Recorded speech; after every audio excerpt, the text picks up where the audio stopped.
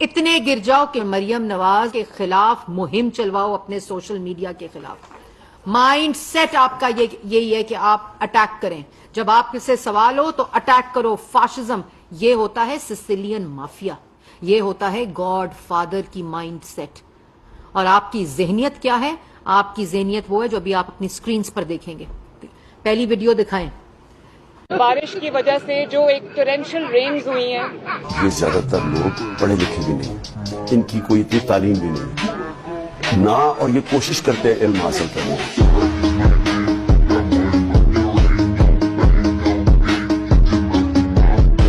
जब बारिश आती है ना तो नाली रेन भी आ जाती है।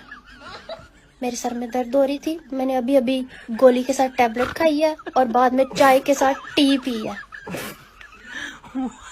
सिर्फ बारिश की वजह तो रेन हो रही है।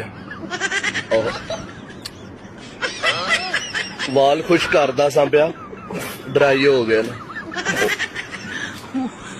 जी गर्मी पैंदी है ना पई, इसकी वजह तो है धुप है। यार करदा की आ मैं, सॉरी यार, दोबारा करो। सेकंड टेक ठीक। पहला बारिश आता है तो पानी आता है, के बाद आया बारिश की वजह से रेन हुई है।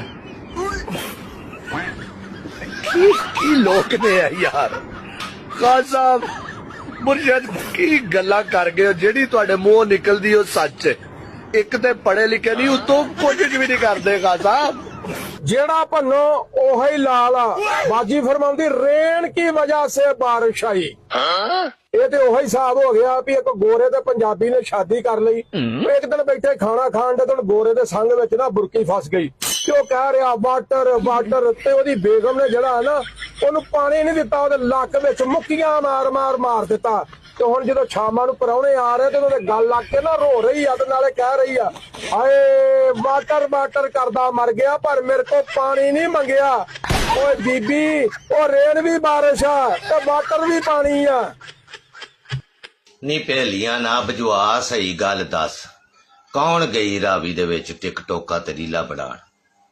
चल हुण तुसी इस गल तो भी सड़ जाया ते होर की ना जांदी रावी दे विच ते फिर तुसी तरीक दे विच लिख देना सी भी मलका आलिया दे सामने उहदी रियाया डुबदी पई सी, ना उन्हें अपनी रियाया बचाई ते ना अपनी संतलत, ते अपनी जान ते खेड के ते अपनी रियाया नूं बचांदी पई है ना जाके रावी दे विच। उन्हां नूं आखो खा जेड़े जाके उत्थे पुल ते खलो के टिकटोका ते रीला पे बनांदे ने, आ इनू ते बोलण लई